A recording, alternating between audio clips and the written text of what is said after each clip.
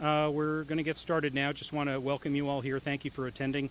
It isn't too often that we get to see you folks in person these days because of the times we are living in. So thank you so much for taking the time to come out on this very important and solemn day for our county.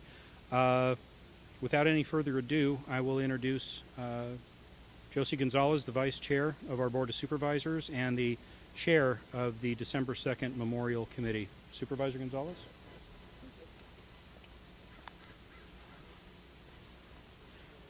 Thank you very much, and good afternoon to each and every one of you, and thank you for being here today. Earlier this morning, we had a moving remembrance program shared privately with the survivors of the December 2nd terrorist attack. The families of those who were taken from us on that horrific day, and the first responders who bravely put themselves in danger, in harm's way, to protect and preserve the lives of those that were in jeopardy. Today is the 5-year anniversary of a tragic day for all of us. We lost 14 beautiful, hardworking, kind, loving, respected individuals. It is a point in time that has forever changed our lives. It is an event that is written in the pages of history of this San Bernardino County, and it stands as testimony of what can happen at any given time that threatens our freedom and our lives if we do not forever step up and be vigilant and protect said freedoms. Today is also another point in time that marks our coming together and rebuilding what has been torn apart in the form of a memorial. It has been my honor to chair the December 2nd Memorial Committee for the last 5 years. The committee brought together family members of the deceased, survivors, first responders, and key county staff, along with the healthcare medical team.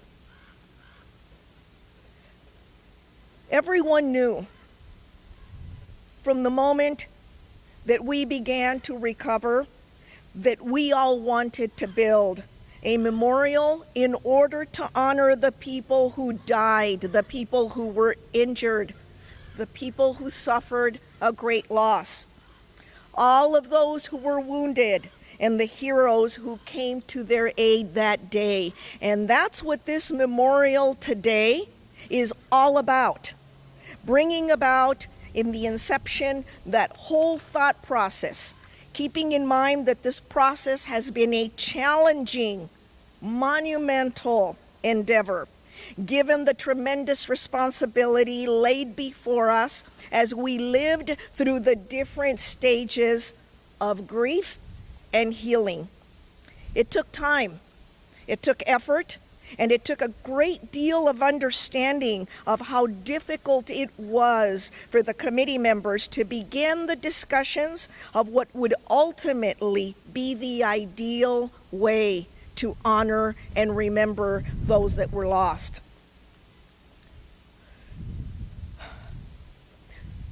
We knew,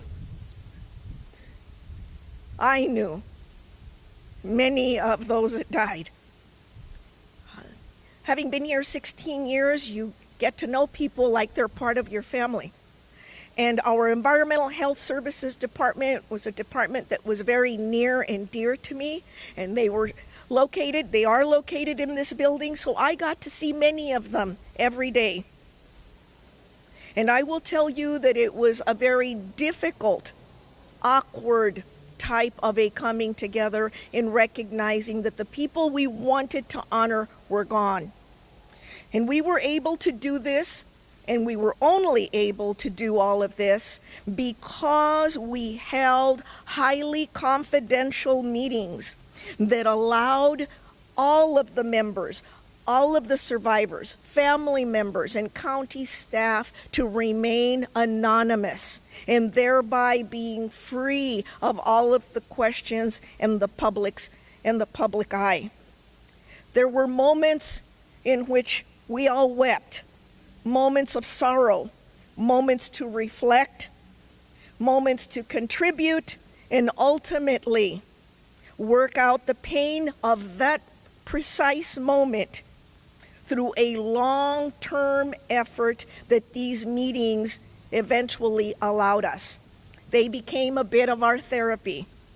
Following an extensive review of submittals from artists, both worldwide and local, interviews with the finalists, then submittal of the maquettes, the committee identified their first choice, a wonderful artist of whom I am very proud and want to be able to showcase at every turn.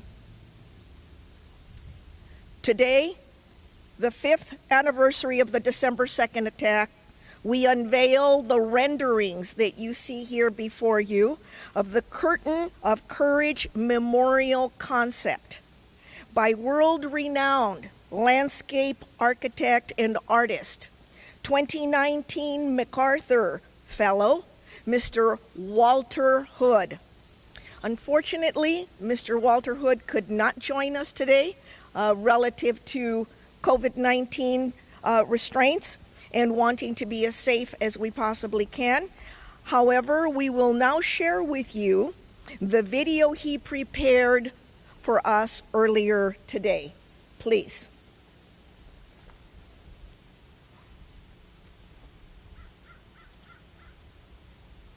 It's our pleasure to be here today to basically have a groundbreaking for the San Bernardino December 2nd Memorial.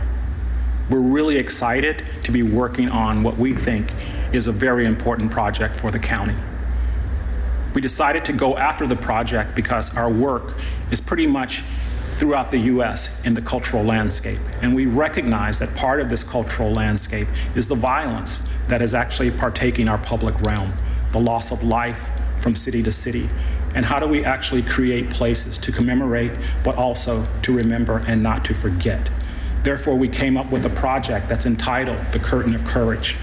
We were inspired by the amazing outpouring, but the compassion of the people of San Bernardino, and more importantly, how the community came together on one day. On one day, the entire community came together to support.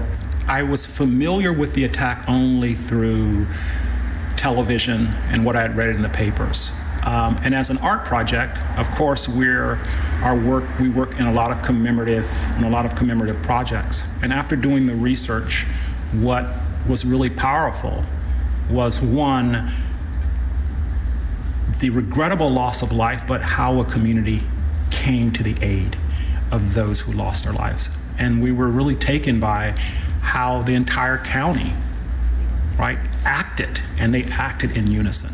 And that was something that, really inspired us to kind of think about how can we commemorate an event. Yes, was tragic on one end, but on the other end, it took a community, right, to come together to actually face that adversity.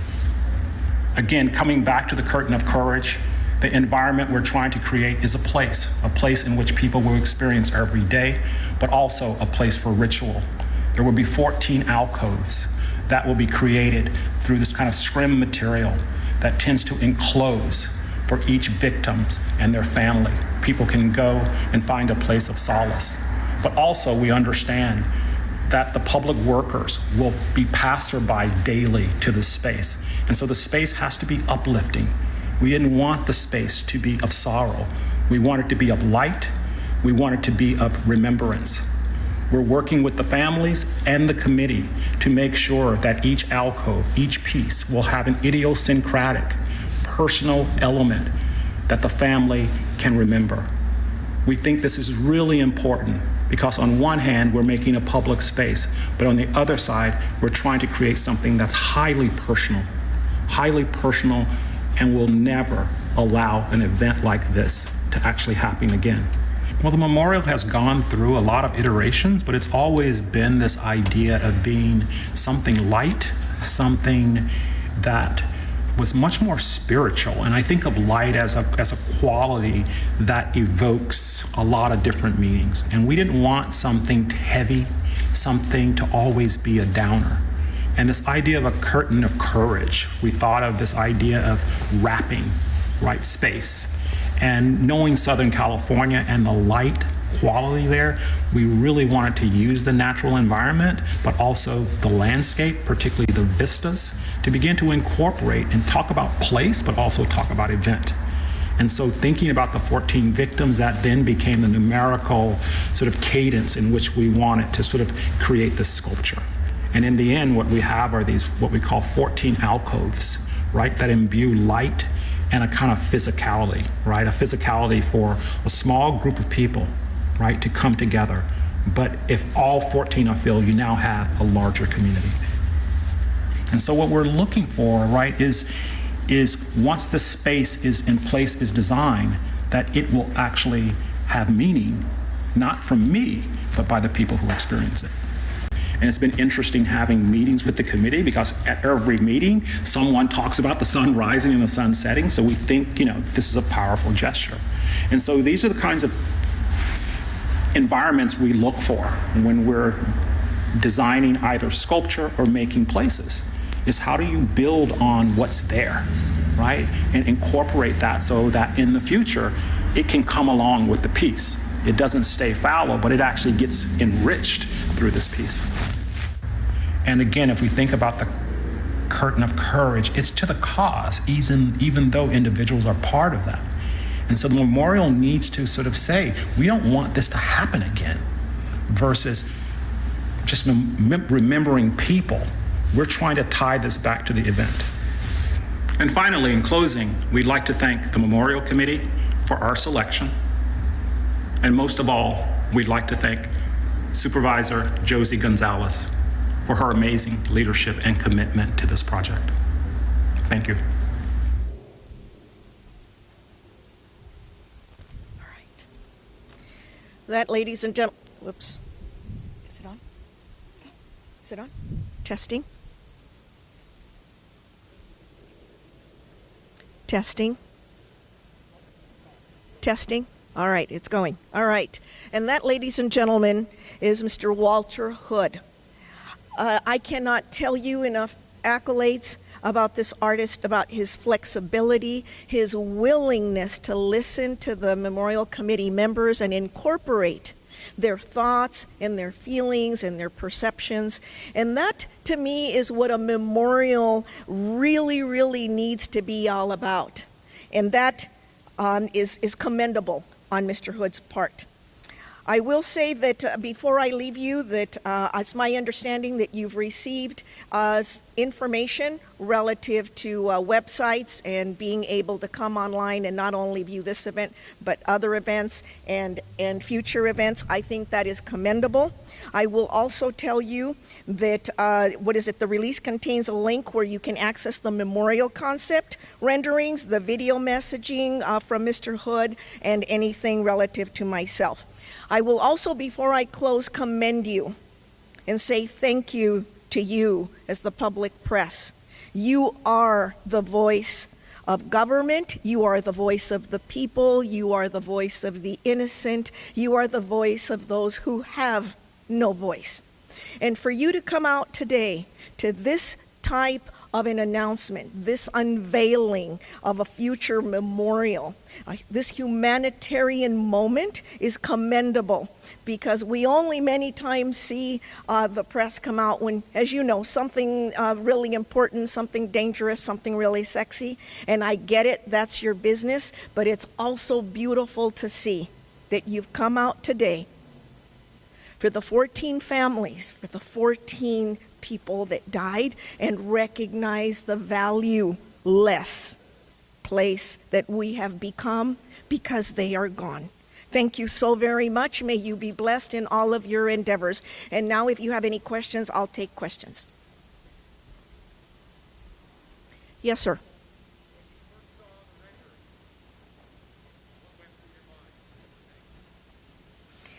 I thought, oh no, I don't think the committee members are going to like this. I thought that they wanted something a little more solid, something that was more up front and center, and they could pick and say, I like that one, I don't like that one. But what Mr. Hood presented was a, if you will, a facsimile of what he thought the members would like to work with. And he made it very clear up front that he was willing to change, to be flexible, to incorporate, to consider ideas. And I think that ultimately, in the end, that's what won them over.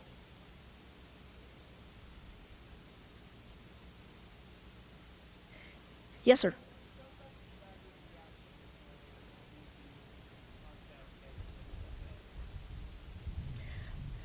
Solemn, the pain, I think, at every turn when we come together, because we identify so much with each other.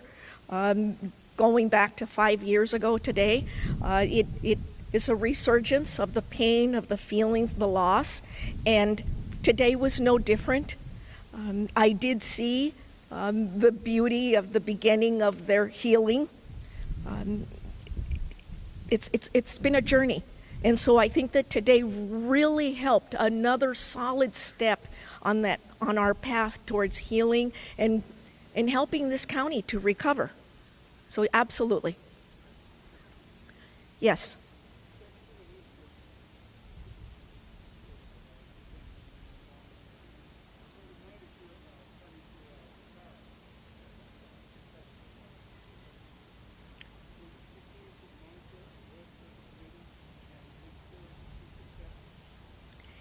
Thank you very much. Yes, as of Monday, December 7th at noon, I will walk out of this building having served 16 years. And as part of those 16 years, I've had the honor of chairing the December 2nd Memorial Committee meeting. And if I am invited, absolutely. I will help, I will continue to contribute and bring the bindings of all the lives that were impacted together. We were all in this painful moment together, and I know that we can find our way with God's grace to be able to bring about to fruition this memorial. Thank you.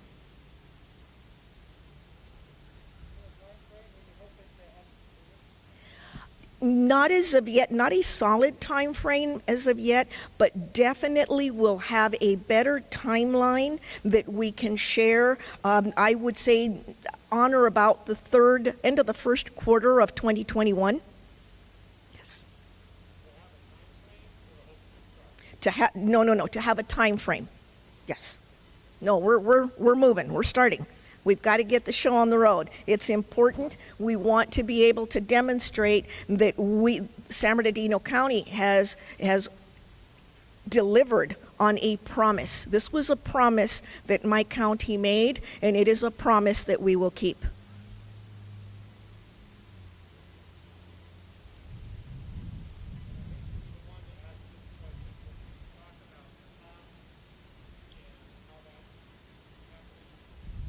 I can tell you with great pride that no cost has been spared, and that from the beginning, we set aside a sizable amount of money, way over $1 million. And we said that whatever the cost was going to be, it would be small compared to what we lost. We had an entire environmental health services department disappear. It encompassed an impact in which you can just imagine, where environmental health service employees would go out and inspect schools, hotels, restaurants, any kind of eatery or any kind of establishment relative to providing public health measures. And consequently, the department was decimated, and we had to go out and ask neighboring counties if they would be so kind as to lend us, in a sense, provide loaner employees that we could then keep our county businesses open, because many of these licenses have deadlines in which they expire, and people don't want to be out of compliance. And so consequently, it was a show that didn't come to an end, and our neighboring counties came through and they helped us, but nonetheless, that department had to start completely over. So yes, it was quite difficult, but we've made it. And that price, as I said, continues to hold its value, and there's no problem there. Thank you. Yes, sir.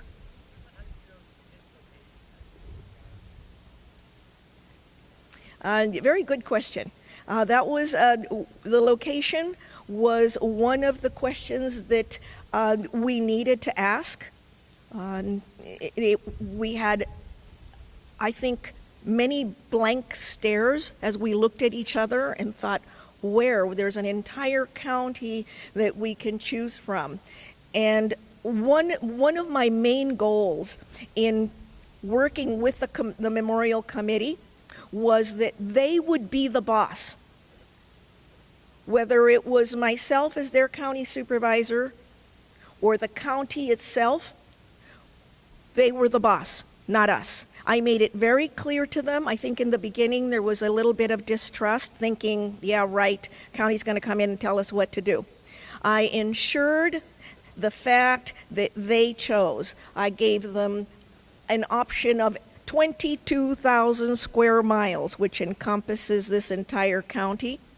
And they looked at any number of locations, and it was the committee members who ultimately said, we want the site to be somewhere close to where our family members worked.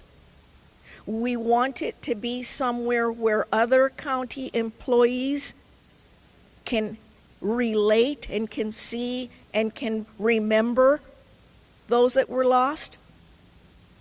And they wanted it above all to be very private. We were very careful not to release the site. We wanted to have a large degree of honor and respect to that confidentiality that we committed to them. And so consequently, this site was their choice. I would have supported wherever they wanted it, whether it was on top of that mountain or up in the high desert or in the low desert. But they chose this site, and this is where it will be built.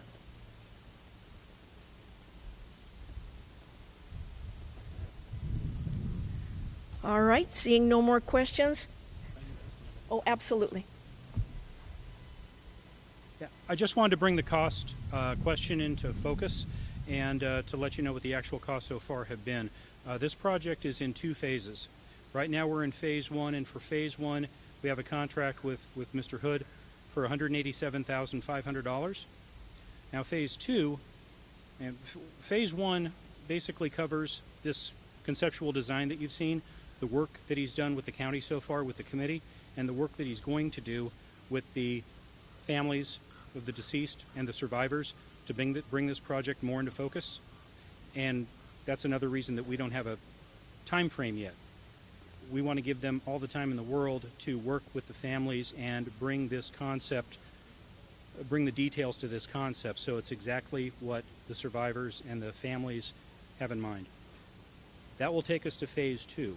And we don't have a budget for that yet because we don't know what that's exactly going to look like. It's going to depend on that feedback, that work between Mr. Hood and the families and the survivors. But as the supervisor says, the county has set aside a substantial amount of money in the bank to cover whatever the eventual cost will be. But right now the actual costs have been $187,500, and you know, the total final amount will really depend on what that phase 2 looks like, and you know, the talks that we have with Mr. Hood once he's brought the project more into focus. So I just wanted to be clear on that. Thank you. Also, let me add that the price will ultimately be determined by the materials that are incorporated. Wanting to be cognizant of, as you just saw, being able to withstand our Santa Ana winds, being able to withstand the weatherization, the corrosion, wanting to have the materials to have good integrity so that there's a long-lasting beauty and it will have a low maintenance overhead. So wanting to be able to include all of these elements obviously will determine the cost.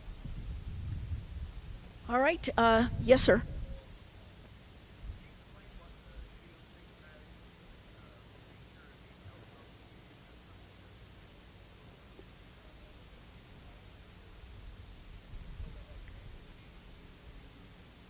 Yes, I don't know exactly to what degree the video that Mr. Hood sent demonstrates all of that, but yes, each one of the alcoves up to now will bear the name of one of the victims.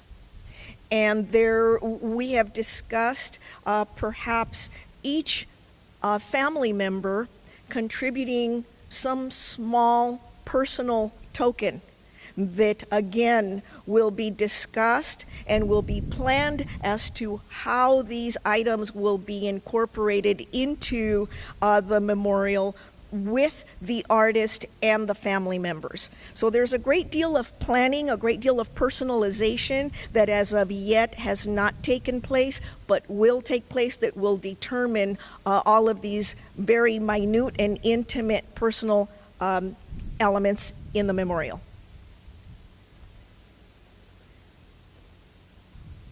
All right, seeing no other questions, I thank you so very much for coming out. Please be careful out there and stay as safe and as healthy as you can be. Thank you. Yes, sir.